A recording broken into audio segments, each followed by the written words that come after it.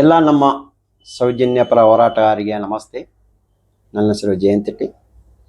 ನಾನು ಇವತ್ತು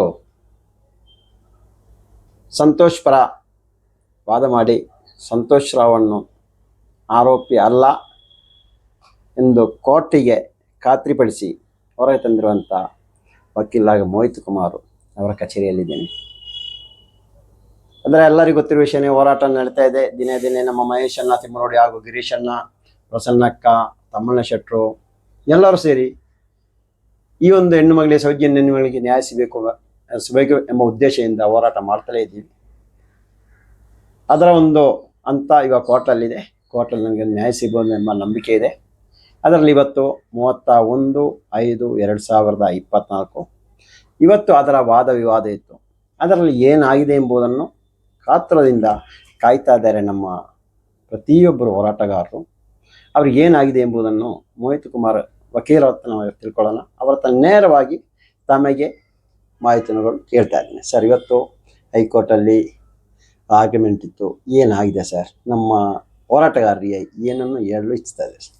ಇವತ್ತು 31ಕ್ಕೆ, ಲಾಸ್ಟ್ ಟೈಮ್ 31ಕ್ಕೆ ಡೇಟ್ ಕೊಟ್ಟಿದ್ರು. ಇವತ್ತು ಹೈಕೋರ್ಟಲ್ಲಿ ಇತ್ತು ಒಂದು ರಿಟ್ ಪಿಟಿಷನ್.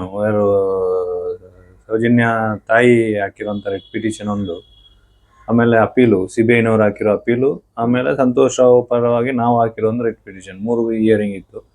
ಹಿಯರಿಂಗಲ್ಲಿ ಸಿಬಿಐನವರ ಸೀನಿಯರ್ ಲಾಯರ್ ಬರಲಿಲ್ಲ, ಅವರ ಜೂನಿಯರ್ ಬಂದಿದ್ರು. ರಿಟ್ ಪಿಟಿಷನ್ ಆರ್ಗ್ಯುಮೆಂಟ್ ಮಾಡಿ ಅಂತ ಹೇಳಿದ್ರು ಸಾಹೇಬ್ರು. ಅಂದರೆ ರೀಇನ್ವೆಸ್ಟಿಗೇಷನ್ ಯಾಕೆ ಆಗಬೇಕು ಅಂತ ಹೇಳಿ ಆರ್ಗ್ಯುಮೆಂಟ್ ಮಾಡಿ ಅಂತ ನಮ್ಮ ಸೌಜನ್ಯ ಪರವಾಗಿ ರೆಪ್ರೆಸೆಂಟ್ ಮಾಡುವಂಥ ಬಾಲಕೃಷ್ಣ ಸರ್ಗೆ ಹೇಳಿದ್ದಾರೆ. ಸುಮಾರು 1 ಗಂಟೆಗಳ ಕಾಲ ಅವರು ಆರ್ಗ್ಯುಮೆಂಟ್ ಮಾಡಿದ್ದಾರೆ. ಅದರಲ್ಲಿ ಆ ಮಿಡ್ಲಲ್ಲಿ ಇವರು ಸಿಬಿಐನವ್ರ ಆರ್ಗ್ಯುಮೆಂಟ್ ಕೇಳುವಾಗ ಅವ್ರು ಇರಲಿಲ್ಲ, ನೆಕ್ಸ್ಟ್ ಟೈಮ್ ಬೇಕು ಅಂತ ಹೇಳಿದರು. ಆಮೇಲೆ ಸ್ಟೇಟ್ ಗೌರ್ಮೆಂಟಿನ ಸ್ಟ್ಯಾಂಡ್ ಏನು ಅಂತ ಹೇಳಿದೆ, ನಾವು ರಿಪೋರ್ಟ್ ತರಿಸ್ಕೊಂಡು ಹೇಳ್ತೇವೆ ಅಂತ ಹೇಳಿದೆ. ಅವ್ರು ಏನು ಕ್ಲಿಯರ್ ಆಗಿ ನಮಗೆ ರೀಇನ್ವೆಸ್ಟಿಗೇಷನ್ ಆಗುವಂಥದ್ದು ನಮಗೇನು ಅಭ್ಯಂತರ ಇಲ್ಲ ಅಂತ ಎಲ್ಲಿಯೂ ಹೇಳಿಲ್ಲ. ನಾವು ರಿಪೋರ್ಟ್ ತರಿಸ್ತೇವೆ, ನೆಕ್ಸ್ಟ್ ಟೈಮ್ ಹೇಳ್ತೇವೆ ಅಂತ ಹೇಳಿದ್ರು. ಕೋರ್ಟು ಇವೆಲ್ಲ ರಿಪೋರ್ಟ್ ತರಿಸ್ತೇವೆ ಅಂತ ಯಾರು ಹೇಳೋದು? ಅವರ ಪರವಾಗಿ ವಕೀಲ ಬಂದಿದ್ರ? ಸರ್ಕಾರ ಪರವಾಗಿ ವಕೀಲ ಅವ್ರು ಹೇಳ ತರಿಸ್ತೀವಿ ಅಂತ ಇವಾಗ ಸರ್ಕಾರಕ್ಕೆ ಇದು ಬೇಕಾ ಬೇಡ ಅಂತ ಅವರಿಗೊಂದು ಮಾಹಿತಿ ರವಾನೆ ಮಾಡಿ ಎಷ್ಟು ಟೈಮ್ ಆಯ್ತು ಸರ್? ಇಲ್ಲ, ಬೇಕಾ ಬೇಡ ಅಂತ ಆರ್ಗ್ಯುಮೆಂಟ್ ಅಲ್ಲಿ ಹೇಳ್ಬೇಕಾಗಿತ್ತು. ಅಲ್ಲ, ಅದನ್ನ ಇವಾಗ ಸರ್ಕಾರಕ್ಕೆ ಕೇಳಿದಾರಲ್ಲ, ಇವಾಗ ತರಿಸ್ತಿ ಅಂತ ಹೇಳ್ತಾ ಇದಾರಲ್ಲ, ಆ ಒಂದು ಮಾಹಿತಿ ಅವರಿಗೆ ರವಾನೆ ಮಾಡಿ ಎಷ್ಟು ತಿಂಗಳಾಗಿದೆ? ಅಲ್ಲ, 3 ತಿಂಗಳಾಯ್ತು. ಅದು ಅವರಿಗೆ ನೋಟಿಸ್ ಹೋಗಿ 3 ತಿಂಗಳಾಯ್ತು. 3 ತಿಂಗಳು ಆದ್ಮೇಲೆ ಇವತ್ತು ಅವರು ಒಬ್ಬರು ಪಿ ಬಂದಿದ್ರು. ಅವರು ಹೇಳಿರೋದು, ನಾವು ರಿಪೋರ್ಟ್ ತರಿಸ್ಕೊಳ್ತೇವೆ. ಇವನ್ ಅವರು ನಮ್ಮ ಬಾಲಕೃಷ್ಣ ಸರ್ ಹೇಳಿದ್ರು, ಸ್ಟೇಟ್ ಗೌರ್ಮೆಂಟ್ ಏನೋ ಅಭ್ಯಂತರ ಇರ್ಲಿಕ್ಕಿಲ್ಲ ಅಂತ. ನಾವು ಅದು ನಿಮ್ದು ಸ್ಟ್ಯಾಂಡ್ ಅಲ್ಲ, ಅದು ಅವರು ಹೇಳ್ಬೇಕು. ಅವ್ರು ಹೇಳಿದ್ರೇನೆ ಅದು ಇದು ಊರ್ಜಿತ ಆಗ್ಬೋದು ಅಂತ. ಆಮೇಲೆ ಇನ್ನೊಂದು ಕ್ವಶನ್ ರೈಸ್ ಆಗಿದ್ದು ಏನಂದ್ರೆ, ಅರ್ಲಿಯರ್ ಒಂದು ರಿಟ್ ಪಿಟಿಷನ್ ಡಿಸ್ಮಿಸ್ ಆಗಿದೆ. ಅಂದ್ರೆ ಯಾರೋ ಒಬ್ರು ಗಿರೀಶ್ ಭಾರದ್ವಾಜ, ಯಾರೋ ಒಬ್ರು ಪುತ್ತೂರಿನ ಬಜರಂಗ ದಳದವರು, ಯಾರೋ ಒಬ್ರು ವಿಶ್ವ ಪರಿಷತ್ ಅವ್ರ ಹೆಸರು ಕರೆಕ್ಟ್ ಗೊತ್ತಿಲ್ಲ, ಅವ್ರು ಹಾಕಿರೋ ರಿಟ್ ಪಿಟಿಷನ್ ಡಿಸ್ಮಿಸ್ ಆಗಿದೆ. PIL ಹಾಕಿರುತ್ತೆ ಅವರು. ಅದು ರಿಟ್ ಪಿಟಿಷನ್ ಡಿಸ್ಮಿಸ್ ಆಗಿದೆಯಲ್ಲ ಅಂತ. ಅದು ರಿಟ್ ಪಿಟಿಷನ್ ಡಿಸ್ಮಿಸ್ ಹಾಕಿರೋದು ನಿಮಗೆ ಲೋಕಲ್ ಸ್ಟ್ಯಾಂಡ್ ಆಗಿ ಬರೋದಿಲ್ಲ ಅಂದ್ರೆ ನಿಮಗೆ ಯಾವುದೇ ಅಧಿಕಾರ ಇಲ್ಲ ಇದರಲ್ಲಿ ಫೈಲ್ ಮಾಡೋದಕ್ಕೆ ಅಂತ ಹೇಳಿ ರಿಟ್ ಪಿಟಿಷನ್ ಡಿಸ್ಮಿಸ್ ಆಗಿದೆ ಅಂತ. ಆಲ್ಮೋಸ್ಟ್ ಈ ರಿಟ್ ಪಿಟಿಷನ್ ಯಾಕೆ ಫೈಲ್ ಆಗಿದೆ ಅನ್ನೋ ಬಗ್ಗೆ ಮನವರಿಕೆ ಕೂಡ ನ್ಯಾಯಾಲಯಕ್ಕೆ ಇವತ್ತು ಆಗಿದೆ. ಅದಕ್ಕೋಸ್ಕರ ಇದೊಂದು ಇಂಟ್ರೆಸ್ಟಿಂಗ್ ಇದೆ ಕೇಸು. ಆದಷ್ಟು ಬೇಗ ಈ ರಿಟ್ ಪಿಟಿಷನ್ ಅನ್ನು ಮುಗಿಸುವ, ಅಪೀಲ್ ಪೆಂಡಿಂಗ್ ಇರ್ಲಿ, ಬೇಕಾದ್ರೆ ರಿಟ್ ಪಿಟಿಷನ್ ಮುಗಿಸುವ ಅಂತ ಕೋರ್ಟ್ ಹೇಳಿತು. ನಿಮಗೆ ಯಾವ್ದು ರೀಇನ್ವೆಸ್ಟಿಗೇಷನ್ ಆಗ್ಬೇಕಾಗಿರೋದು, ನಿಮಗೆ ಅಪೀಲ್ ಪೆಂಡಿಂಗ್ ಇದ್ಕೊಂಡು ನೀವೇನ್ ಮಾಡ್ತೀರಿ ಅಂತ ಅವರಿಗೆ ಕೇಳಿದೆ. ಅವರಿಗೆ ಸೌಜನ್ಯ ಪರ ಲಾಯರ್ಗೆ ಕೇಳಿದ್ರು. ಅದು ಹೌದು, ಅವರಿಗೆ ನಮ್ಗೆ ಆಗಿರ್ಬೇಕಾಗಿರುವಂತದ್ದು ರೀಇನ್ವೆಸ್ಟಿಗೇಷನ್, ಅದ್ರ ಬಗ್ಗೆ ಏರ್ ಮಾಡಿ ಅಂತ ಹೇಳಿದ್ದಾರೆ. ಆಮೇಲೆ ಅವರು ಸಿಬಿಐನವರಿಗೆ ಡೈರೆಕ್ಷನ್ ಕೊಟ್ಟರು, ನಿಮ್ಮ ಸೀನಿಯರ್ 19ಗೆ ಅವರಿಗೆ ಕೇಳಿರೋದು ಯಾವಾಗ ಡೇಟ್ ಬೇಕು ಅಂತ. 19th ಅವ್ರಿಗೂ ಬೇಕು ಅಂತ ಹೇಳಿದಕ್ಕೆ ಅವ್ರಿಗೆ 19th ಡೇಟ್ ಕೊಟ್ಟಿದ್ದಾರೆ. 19th ಹಿಯರ್ ಆಗುತ್ತೆ ಆಲ್ಮೋಸ್ಟ್. ರಿಟ್ ಪಿಟಿಷನ್ ಹಿಯರ್ ಆಗ್ಬೋದು ಅಂತ ನನ್ನ ಒಂದು ಅಭಿಪ್ರಾಯ. ಸ್ಟೇಟ್ ಗೌರ್ಮೆಂಟ್ನವ್ರದ್ದು ಸ್ಟ್ಯಾಂಡ್ ಅವತ್ತು ತಿಳಿಸ್ಬೇಕು. ಅವರು ರಿಯಲಿ ಫೇವರ್ ಆಗಿದ್ರೆ, ಇಲ್ದಿದ್ರೆ ಅವರಿಗೆ ಬಿಟ್ಟಿದ್ರು, ನಾವು ಏನು ಹೇಳೋದಕ್ಕಾಗಲ್ಲ. ನಮ್ಮ ಗೃಹ ಇಲಾಖೆ, ಮುಖ್ಯಮಂತ್ರಿಯವರು ಸ್ವಲ್ಪ ಸೌಜನ್ಯ ಪರ ಗಮನ ಹರಿಸಬೇಕಾಗತ್ತೆ. ಅವಾಗ ಗೃಹ ಇಲಾಖೆ ಈಗ ಬರುದಿಲ್ಲ, ಅದು ಲಾ ಡಿಪಾರ್ಟ್ಮೆಂಟ್ ಅಲ್ಲಿ ಇರ್ಬೇಕು, ಅವರು ಮಾಡ್ಬೇಕು. ಕಾನೂನು ಸಲಹೆಗಾರರ ಇಲಾಖೆ ಅಂದ್ರೆ ಸರ್ಕಾರದ್ದು, ಹೌದು, ಅದು ಮುಖ್ಯಮಂತ್ರಿಯವರ ಇದಕ್ಕೆ ಬರ್ತಲ್ಲ ಸರ್, ಹೌದು ಹೌದು. ಅವರು ಒಂದು ಸ್ವಲ್ಪ ಗಮನಹರಿಸಿ ಅವರೊಂದು ಇದನ್ನ ಕೊಟ್ಟರೆ ನಮಗೇನು ಅಭ್ಯಂತರ ಇಲ್ಲ ಇದು ಮಾಡಿಸ್ಲಿಕ್ಕೆ ಅಂತ ಹೇಳಿದ್ರೆ ನಮಗೆ ಸ್ವಲ್ಪ ಮಟ್ಟಿನ ಒಂದಷ್ಟು ಮುಖ್ಯಮಂತ್ರಿ ಮೇಲೆ ಒಂದು ನೆಮ್ಮದಿ. ಆದ್ರೆ ಕೋರ್ಟ್ ಇವತ್ತೊಂದು ಪೂರಕವಾದ ಒಂದು ಇದೇನಂದ್ರೆ ಇನ್ವೆಸ್ಟಿಗೇಷನ್ ಮಾಡಬಾರ್ದು ಅಂತ ನಾವು ಎಲ್ಲಿ ಹೇಳೋದಿಲ್ಲ ಅಂತ ಹೇಳಿದ್ದಾರೆ. ಹೌದಾ? ಇನ್ವೆಸ್ಟಿಗೇಷನ್ ಆಗ್ಬಾರ್ದು, ಮಾಡ್ಲೇಬಾರ್ದು ಅಂತ ಎಲ್ಲಿಯೂ ಇಲ್ಲ ಅಂತ. ಆತ ಅಪೀಲ್ ಆದ್ಮೇಲೆ ರೀಇನ್ವೆಸ್ಟಿಗೇಷನ್ ಮಾಡಬಾರ್ದು ಅಂತ ಎಲ್ಲಿ ಹೇಳಿಲ್ಲ ಅಂತ ಒಂದು ಎಕ್ಸ್ಪ್ರೆಸ್ ಮಾಡಿದ್ದಾರೆ.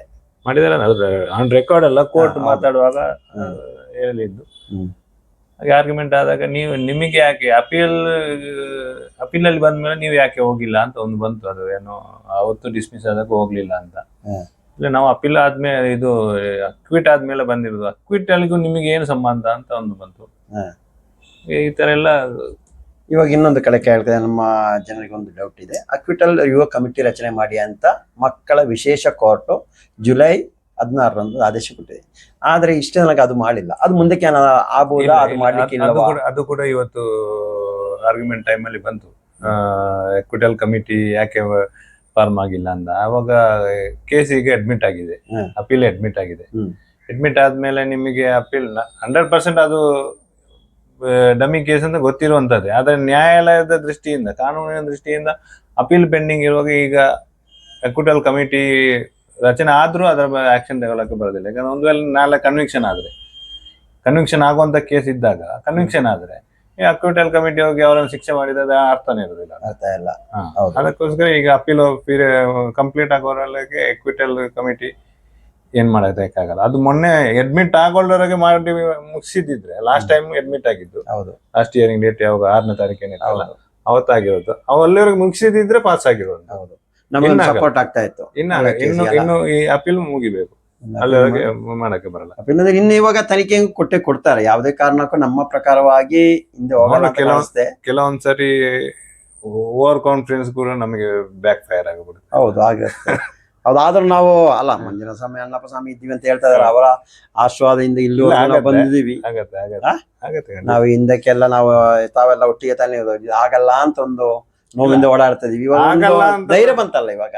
ಆಗಲ್ಲ ಅಂತ ಪಾಸಿಟಿವ್ ಆಗಿ ನಾವು ಮುನ್ನೋಗ್ಬೇಕಷ್ಟೇ ಅಲ್ಲ. ಆಗತ್ತೆ, ಖಂಡಿತ ಆಗತ್ತೆ.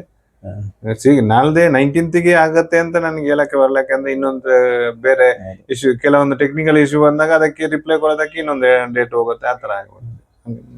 ಆಲ್ಮೋಸ್ಟ್ ನನ್ನ ಪ್ರಕಾರ ವಿದಿನ್ ಆಗಸ್ಟ್ ಒಳಗಡೆ ಮುಗಿಬಹುದು. ಒಳಗಡೆ ಆಗಸ್ಟ್ ಅಂತೂ ಅವಳದು ಆನಿವರ್ಸರಿ 12th ಆನಿವರ್ಸರಿ ಮುಗಿಬಹುದು. ಹೌದು, ಅಕ್ಟೋಬರ್ 9ನೇ ತಾರೀಕು, ಅದಕ್ಕೆ ಮುಂಚೆ ಆಗ್ಬೋದು.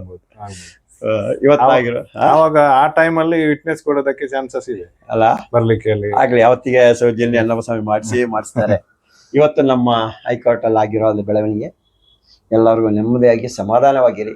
ಅದೇ ರೀತಿಯಲ್ಲಿ 4ನೇ ತಾರೀಕು ನಮ್ಮ ನೋಟಾ ಮತದಾನ, ದೇಶದ ಮತದಾನ ಚುನಾವಣೆ 2024ರ ಲೋಕಸಭಾ ಚುನಾವಣೆ ಮತ ಎಣಿಕೆ ನಡೀತಾ ಇದೆ. ಅಂತ ಸಂದರ್ಭದಲ್ಲೂ ನಮಗೆ 10 ಮತ ಬರಲಿ, 50,000 ಮತ ಬರಲಿ, ಯಾರು ಇದನ್ನು ಆಚರಣೆ ಮಾಡಲು, ವಿಜೃಂಭಣೆ ಮಾಡಲು ಯಾವುದಕ್ಕೂ ಹೋಗಬೇಡಿ.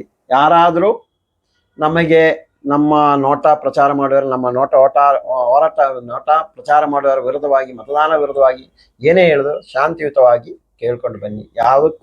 ಯಾವುದೇ ಗಲಭೆ ಎಬ್ಬಿಸಲು ಹೋಗಬೇಡಿ. ಗಲಭೆ ಎಬ್ಬಿಸೋ ಉದ್ದೇಶದಿಂದ ಒಂದಿಷ್ಟು ಕಿಡಿಗಳು ಇರ್ತಾರೆ, ಯಾವುದಕ್ಕೂ ತಲೆ ಕೆಡಿಸಬೇಡಿ ಅಂತಲೂ ಈ ಮೂಲಕ ನಾವು ಕೇಳ್ಕೊತಾ ಇದ್ದೀವಿ.